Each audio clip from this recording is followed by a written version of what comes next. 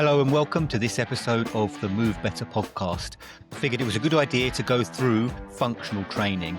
It's a buzzword that's commonly used in the fitness industry and it seems to have a different meaning for everyone. So it's a good idea to address that, given that that's what this podcast is all about. I'm trying to help people train and move better. So it makes sense to give you my definition of what functional training is, what functional training isn't, how it can help and how it can benefit you, and then why you should be doing it, or maybe why you should consider doing it. So we'll start off with the basics. What is functional training? To me, functional training is training in a way that helps you move better, not just in exercises as we know them in the gym, i.e. a squat, a bench, a deadlift, a bicep curl. Those are exercises, not movements as such. So for me, functional training is movement based. I'd prefer to use the term natural training or natural movement rather than functional training. A lot of people in the industry seem to kind of associate functional training with doing something balance orientated, like a squat on a Swiss ball, doing something wobbly. That's kind of balance, stability, circus skill work, really. That is not what I would call functional training. So going back to what I said, functional training is something that's going to help you in the movements that you do daily. Now, obviously, we all lead different lives. So what that means for you might be different to what it means for someone else. However, we are all human beings and we are all kind of evolved to move in the same ways. 1,000 years ago, we didn't all live completely different lifestyles. We all lived a very similar lifestyle. So humans should be moving the way we evolved to thousands of years ago. For me, that means lift and carry, push and pull, lunges, lots of walking, throwing, climbing, crawling, swimming. Those are kind of the movements that we are meant to do. If you imagine a hunter-gatherer out on a hunt, he's going to be walking quite a long way until he catches sight of his target. Then there might be some sprinting. We wouldn't have done long distance jogging. That's unnatural. Again, it's inefficient. So we'd have been walking probably at a reasonable pace for long distances, sprinting short distances, and maybe kind of a jog type speed for medium distances. Then what's he going to do? He's got to catch his prey, essentially. So we're going to be throwing things, spears, rocks. We're going to be fighting and wrestling. Those are natural movements. When he's killed whatever animal it is he's just been lucky enough to kill, would he try and get it home, kind of a 150, 200 kilo animal? No, he's going to chop it up into manageable pieces and then he's going to put it on his shoulder and carry it home. What he's not going to do is load up a 200 kilo antelope on his back and do 20 squats or 3 sets of 10 or just rep out on squats. It just doesn't make sense for humans. Like I said, he'd have chopped it up into manageable pieces, lifted it up once onto his shoulder, carried it home, carry it as far as you can, swap shoulders when you can't do any more. When you can't do any more on that shoulder, maybe carry it in front or stop and have a rest. But essentially, you're picking it up a handful of times and walking long distances. We might have pushed or dragged or carried it in different ways, but essentially, for me, that is what I think humans are supposed to do. We lift and carry, we push and pull, outside of obviously the walking, running. Squats, they're a resting position. It's not something we'd have repped out. And why would you want to do functional training? Aside from the fact that it ties in with how we've evolved and it's how we're supposed to move, how our bodies are designed to move. So for that reason, it helps with better movement. It makes you stronger at movement. Rather than training in the gym, getting stronger at exercises, you're getting stronger at movement in general. And that's got far better carryover to other movement than training one specific joint or one specific muscle or one specific exercise. Because it's full body, it's using everything. So all the argument about the compound lifts that do more for you than anything else, squat, bench, deadlift, functional training really is a compound movement. If you're trying to lift an awkward weight like a sandbag off the floor, that is using every muscle in your body and every ounce of strength to try and get that up. But it's functional because it's something that you might actually have to do in real life. It works posture because we're working everything at once. It works coordination, balance, movement skill, which is massively overlooked outside of maybe sports training, but even then they probably don't focus on it as much as they should. Because it's full body movements, because we're going full range of movement, it can help with reducing stiffness. It can help prevent injuries because, again, we're not targeting and isolating one specific muscle group or one specific joint. And we're not using unnatural loads either. This is one of the arguments I get from people about squats. They say it's a natural movement. It is as a resting position. But as I said, we wouldn't be loading something unnatural, an unnatural load onto our back and squatting for reps. We might get a heavy weight on our back, but it wouldn't be excessive. And if you've ever tried lifting a heavy sandbag, you'll know it's very, very different from lifting a barbell. You could quite easily pull a 150 kilo barbell because it's a 28 mil bar that's designed with knurling on, so you've got good grip. You can fit your hands around it. You can load the plates on the end. It makes it easier to lift that weight. But if you tried to lift a 150 kilo sandbag or a 150 kilo Atlas stone or just a rock, you've got no chance because it's very, very different. So again, the unnatural loading brings challenges itself. So we don't need to go to excessive unnatural weights that are going to just put lots of pressure on your joints that's, again, they're not designed for. So I'm hoping most people at some point will realize that squat, bench, deadlift numbers aren't really contributing to feeling better. Yes, your numbers are going up. Yes, you feel strong because you're getting strong at those exercises. But 9 times out of 10, the guys that are working on that a lot are walking around stiffer and more awkward. They're losing mobility. They're losing flexibility. They're stiff.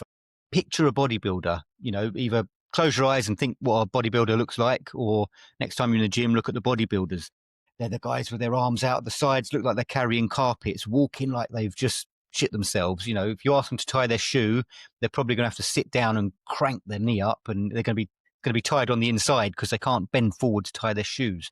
Again, not to tar everyone with the same brush. It's a sweeping generalization, but it is a true thing, really, isn't it? The average bodybuilder is quite immobile and stiff because they're training muscle by muscle, joint by joint, like robots. And again, power lifters, they're training to be stiff and rigid and bracing. So by default, they're training themselves not to move as well. They're training themselves to be stiff and rigid rather than training themselves to move well.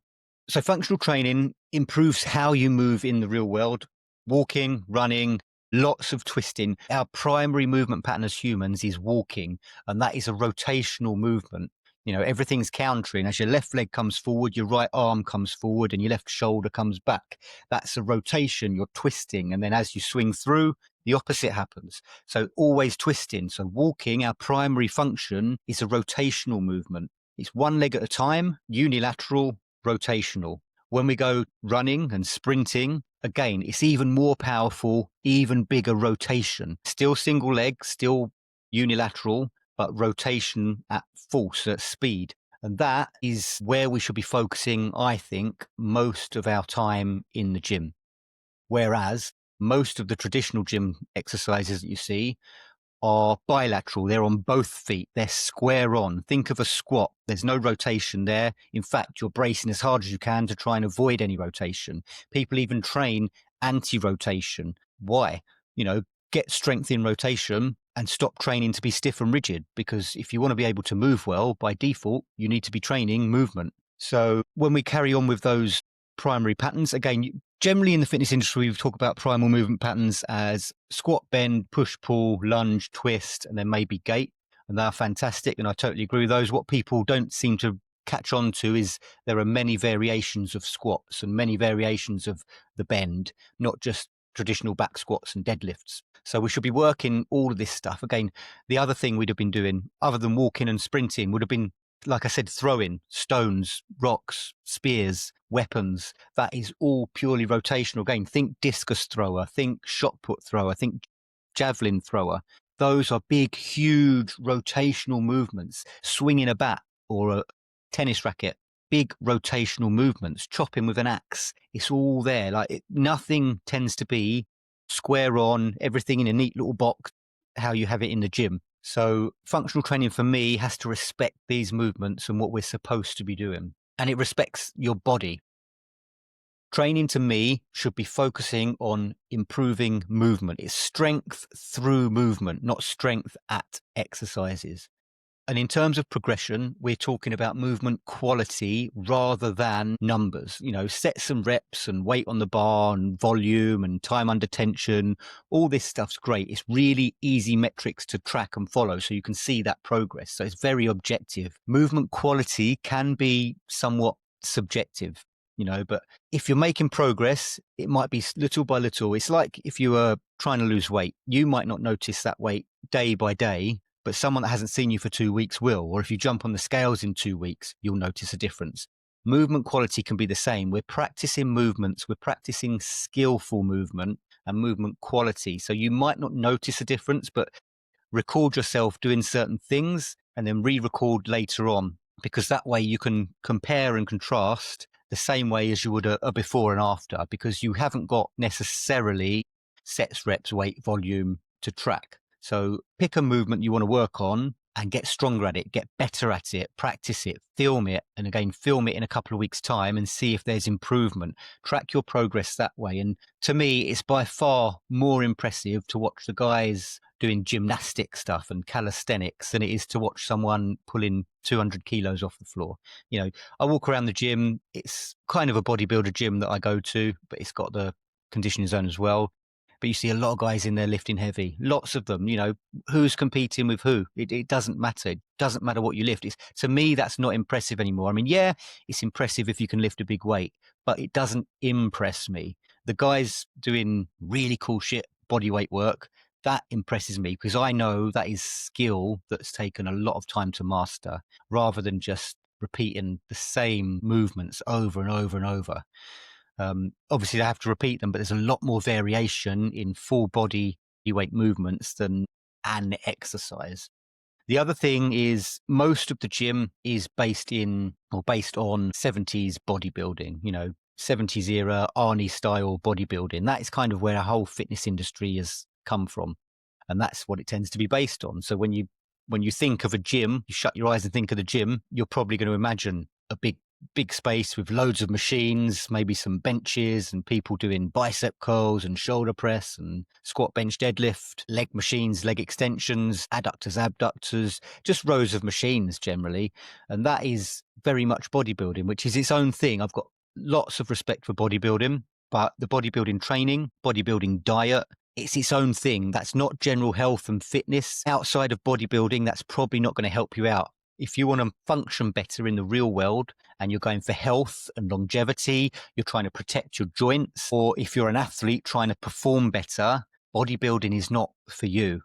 By all means, if you want to do a bit of the ego lifting, or if you want to do some hypertrophy work to build up, you could do that. But I would say definitely don't make it your mainstay. Maybe make that 10, 15% of your training. But don't forget, you can still use a lot of the bodybuilding principles with functional training, with functional exercises or functional movements. So people say, oh, you need progressive overload, and you can only get that with an exercise. But you can do that with a full body exercise as well. Imagine a big cable machine press. So a single arm press, you're rotating. Think like a punch in boxing. Think of a big right cross, doing that with the cable in your hand. So you're crossing, you're pressing into the machine. That's full body. You've got to stabilize it off your feet, off your own base of support. You need to be balanced and stable. You need to translate that force from the floor through your legs, through your hips, through your core and your spine, through your shoulder and down your arm to press against that cable. You can still use reasonably heavy weights. Once you've got the coordination for that movement and you can control it, you can use reasonable weights on that. So you can still go heavy. It's still full body. You can still use the same parameters. You can use progressive overloads. If you wanted to, you could do your 3 sets of 8 to 10, and then next week increase the weight 2% or 5% or whatever you want to do.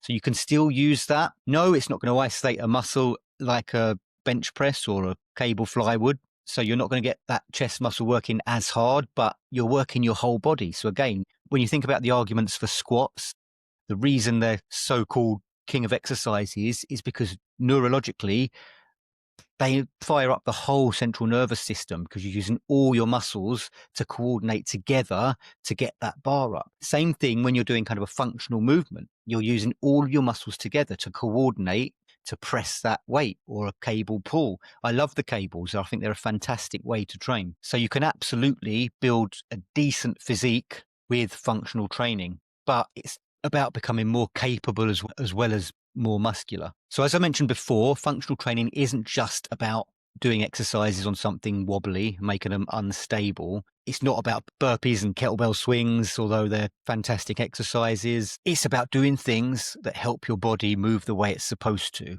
Is it CrossFit? No, I wouldn't say CrossFit's particularly functional. They do have a good wide range of exercises that they do, and they've got things in there like the ring muscle ups and pull ups, which are arguably more functional than kind of a lat pull down. Rope climbs, fantastic, but they do heavily rely on Olympic lifts and power lifts. And again, I don't necessarily agree with a lot of that, but CrossFit's an issue for another day. And some people might say, isn't all training functional if it makes you stronger? Well, this is what I mentioned before again as well. Are you stronger in general, or are you getting stronger at those exercises? Because anyone can go in, work squat, bench, deadlift and build their numbers up and come out saying, oh, well, it's making me stronger. It's making you stronger at those exercises. But as I said, if it's training you to be stiff and rigid, it's not going to make you perform better on the rugby pitch or in the ring when you're fighting, or on the football pitch, or on whatever sport you choose to do.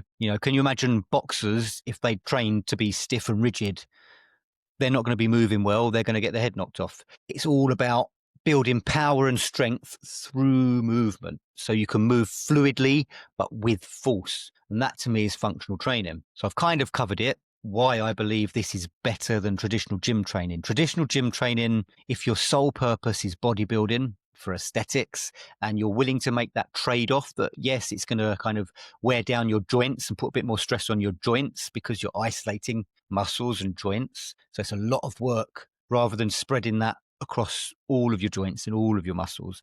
It's another reason why compound lifts kind of got a good reputation, because it's using your whole body rather than just isolating joints.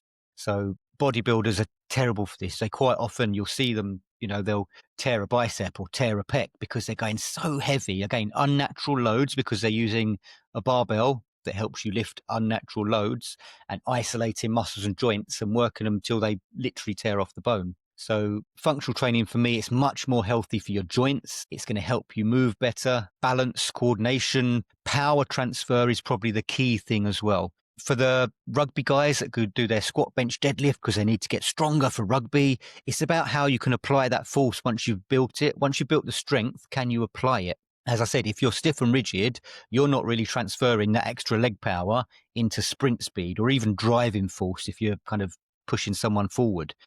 Whereas if you'd been training pushing a sled instead of wrecking your knees and back doing squats, you're going to get strong at driving people forward. And it's through movement, because it's one leg at a time pushing forward. Again, it's that lift and carry, push and pull. It's what humans are supposed to do.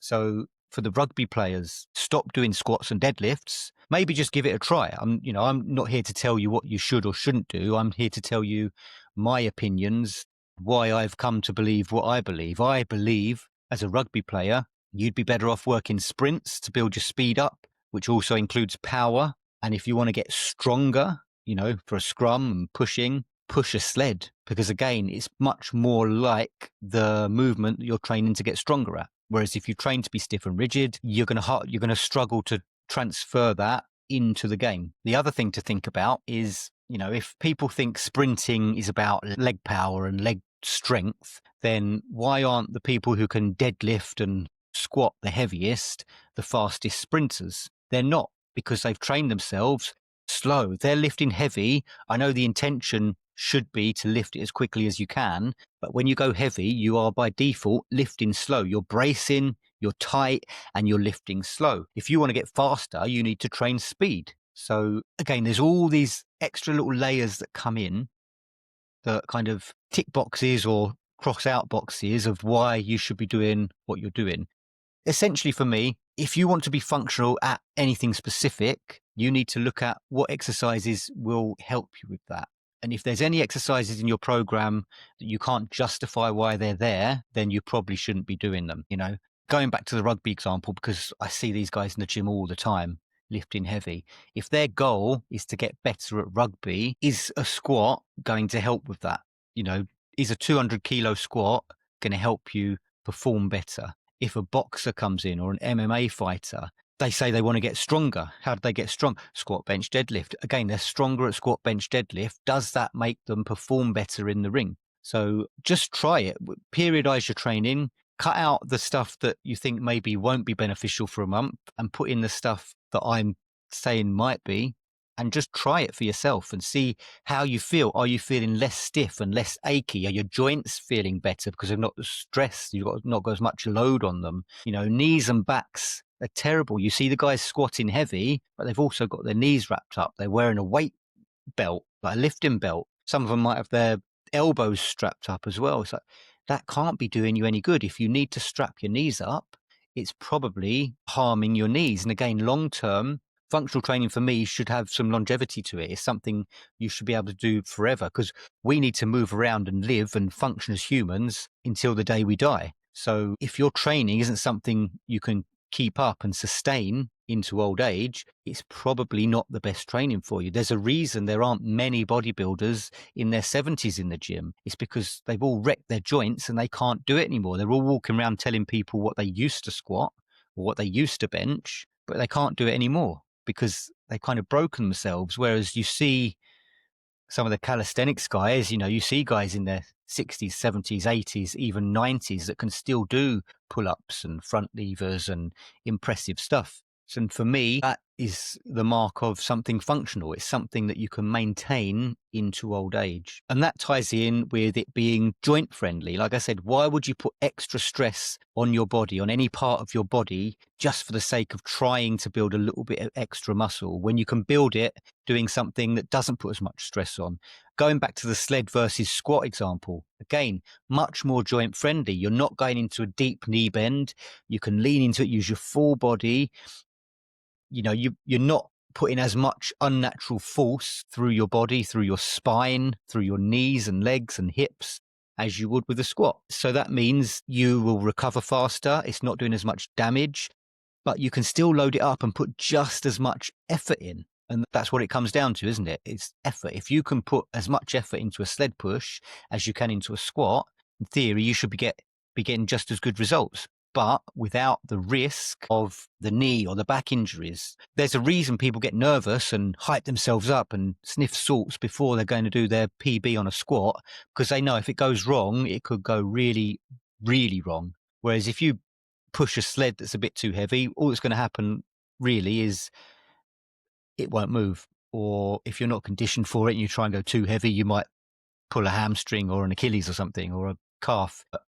It's safer because you're not using those unnatural loads and excessive weights. So I like to train things that use my full body. They use my brain as well as my body, because when you have to coordinate movements, you're working left and right side, you're working everything at once. There's a lot to think about. There's a lot going on. It's a reason it can take a long time to teach someone how to squat properly, because it coordinates a lot of things. And when you're doing unilateral work, kettlebell swings, it's fast, it's dynamic. You've got every muscle working and the angles are constantly changing, and the angle of pull and the direction of the weight is constantly changing. So you're having to counter and correct and coordinate and stabilize. It carries over much better to being reactive in your sport.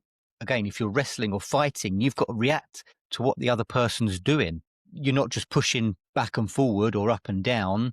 They could pull you any direction or push you and grab you and twist you. And you've got to be able to react and do that. And if you're using things like kettlebells or club bells or sandbags, things that move and pull you around, they're not on a fixed path like a machine. It's giving you that extra stability and that extra control you can then carry over into your sport. Because in sport, you have to be reactive. Whatever sport you're playing, really, especially if it's a contact sport, you are going to have to be reactive. You don't know what way you're going to go next, or when, or how quickly, or what's going to hit you, what's coming at you. So if you can react to that and be prepared for that and be strong in all directions and mobile and stable, then you're going to be injured less and you're going to perform better. So if you wanted to get started on functional training, start with body weight, because it's simple. We need lots of walking. Look at how you're walking as well. Lots of things people take for granted. We think we're breathing properly because we're still alive and we think we're walking properly because we can walk. But look at how you're walking, look at your gait pattern, make sure you're walking correctly, build up to some sprints. Again, it's a hugely beneficial exercise I think everyone should practice. If you're out of shape, if you've not done it for a while, don't just go straight in and try and do a 10-second 100 meters. Build up to it, do short bursts. You can ramp up and ramp down again rather than going straight into the full sprint. But it's an excellent exercise that I think everyone should start to incorporate into their training. And again, you don't have to do a huge amount of it. A little goes a long way. I really love rope flow. Again, it trains your body and your brain, left and right side, balance, coordination, timing, another essential element for sports. So that's an easy one you can get. You just need literally a bit of rope. Even if you've got an old skipping rope, you could use that for it. But it's worth getting yourself a flow rope, just a bit of rope, some knots in the end, and practice learning those movements. Nice rotational fluid movement that coordinates the whole body. Animal flow is another thing I love. You might think it looks a bit weird crawling around on the floor in the gym and say maybe humans don't crawl around. Why is that functional? We don't crawl around, but we would have crawled a bit. We do climb, we crawl, we get down and up off the floor. Again, chairs aren't a natural resting position for humans. We would have been ground resting. We didn't have seats. We might have sat on a rock that would have been an awkward, odd shape. So we'd have been resting on the floor. So we'd have been getting down and up off the floor a lot. So being able to control your body down on the floor would be beneficial. Again, you can argue it is or isn't functional, but for me, it's full body control and it's ground based. And it's also convenient because it's something you can do absolutely anywhere with no equipment. And you'd be surprised how much strength you need to complete some of those movements. So it's definitely worth looking into and something that I like. What else have we got? Kettlebells, club bells, sandbags, things that you can swing and throw around, because again, it forces you to control and coordinate those movements against load. So when you've got a weight pulling you one way, you have to counterbalance. Bulgarian bags are great for that as well. Landmine is a fantastic piece of kit. Again, it's got that nice forward intention, lots of rotation. Obviously, all of this stuff you have to build up to it. You have to learn it, learn how to do it properly. Cable machines are a big favorite of mine because, again, you can really work some fantastic rotational movements on them. High to low, low to high, kind of mid-level, just straight across, pushes, pulls, rotations, wood chops, reverse wood chops. You can start to add the footwork in. So you're doing a step press or a step pull. So you're moving around. Again, it's all these kind of natural rotational movements. Sandbags, which I've already mentioned, and medicine balls or slam balls. Fantastic. You can start rotational throws against the wall, anything throwing, any kind of throw. Again, it's going to be a functional thing that humans would have done. We'd have been lifting odd things up. We'd have been pressing them overhead. We'd have been throwing things to the side and chopping and lifting and carrying. So all of these things, any carrying variations, lift something onto your shoulder. When you can't go any further, change shoulders, and then put it maybe behind your neck, but that's not going to be that comfortable. So it wouldn't have been something we do too long. But again, when that gets uncomfortable, swap position again, hold it under your arm, bear hug it in both arms. You could do farmer's walks. You can do suitcase carry. So a farmer's walk with just a weight in one arm, or you could do uneven farmer's walks. So you've got a heavier weight in one hand than the other. I like to mix them up. You might do a sandbag on the shoulder, a kettlebell in your hand, like a suitcase carry, or you could do one kettlebell down by the side with the other one overhead. There's so many different lifting and carrying variations that you're never going to exhaust them. You're never going to get bored. You just mix it up. So functional training isn't just fancy, gimmicky, silly looking exercises. It's not just doing stuff wobbly. It is really what I think is going to be the most benefit to any human. So for general day-to-day life, for longevity and ease in life, and for sports performance, this is the way I think training needs to start heading. We need to come away from bodybuilding, leave that to the bodybuilders, and move more towards functional movement, natural movements.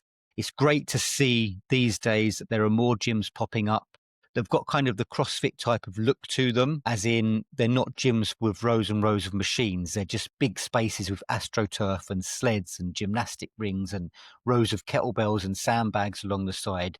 These are the kind of spaces I think we need to see more of. And if you can find one near you, I'd absolutely go and give it a go. If they've got the space you need to do your training, go in there and do it. And a lot of people will be open to that. Even kind of mainstream gyms are starting to put little AstroTurfs in and get the sleds in, and they've got kettlebells now. They might not have club bells and a huge array of sandbags, but they might have some power bags, which is, again, same thing. Not quite as odd and awkward as sandbag, probably won't be as heavy, but you can still do some good lift and carry work. You can double them up. And again, you can mix up the grips. You can always make it more challenging. And this, I think, will build real functional strength rather than just gym strength or gym muscles. I said, we don't want to get strong at exercises. We want to get strong at moving, at sports. So your first steps really, I would say, would be to start with some basics, some basic movement work. Rope flow, I think, is a fantastic entry. It's going to take a bit of coordination, a bit of practice to get good at it, but you don't even need to be good at it. That's the point. You can just practice and still benefit from those movements. Even if you're doing it without the rope, you can still get those movements. I've got a mobility routine on my YouTube channel. That'd also be a great place to start. It's just taking your joints through their full range of movement. It's starting to integrate everything and coordinate your body. So go and start looking at some mobility exercises, some movement-based stuff, animal flow, rope flow. Maybe start learning some kettlebells if you've got someone good that can teach you. There's a lot of bad coaches out there, and there's a lot of people in the gyms using them wrong. So it's definitely a tool that is worth putting the time and the investment in to learn how to use it properly to get the most benefit from it. Because again, any of these tools can help or hinder. If you're using them wrong, they could cause more harm than good. A bit like the squats, if you know why you're doing it, you've got a specific reason, you know how it's benefiting you, and you're aware of the trade-offs, by all means put it in. So all of this stuff, that's the caveat. Build yourself up to it, learn to do it properly. Don't just kind of throw yourself around and think that's functional. The last thing to note is, like I said, it doesn't have to be all or nothing. It's about doing what suits you, what you enjoy, what you want to get out of it. You might want to perform better at rugby, but you might still like to test yourself and see how much you can squat. That's fine. Just pick the priority, focus 80, 90% of your effort on that, and save 10% when you can go in and maybe test yourself once a week or once a fortnight, and do your heavy squats. But just make sure that, that stiff, rigid training isn't overpowering the main goal that you're aiming for. If you're a power lifter, powerlifting's your thing. If you're a bodybuilder, bodybuilding's your thing. But if you want to perform better at sports, you're going to have to start thinking about stepping away from the stiff, rigid, muscle by muscle, joint by joint exercises and training, and start to think about movement training and strength through movement. So it's not the same as just mobility work, but it does kind of go hand in hand, because a functional body will move well. Practicing mobility is definitely something that you should start to incorporate if you're not already. And then once you've got that mobility, like I said, you're just trying to build strength through those movements. With all of these different tools, you can use pretty much anything. Be inventive, be creative, try some new stuff, and then see how you get on. Thanks for listening to this episode. I appreciate you being here. If you've got value from this, please hit follow or subscribe so you don't miss what's coming next. You'll find any links in the show notes. And if you're ready to move better, feel better, and build a body that actually lasts, you can join my free 7-day Move Better challenge at www.movebetter.club. Thanks for listening, and I'll see you in the next episode.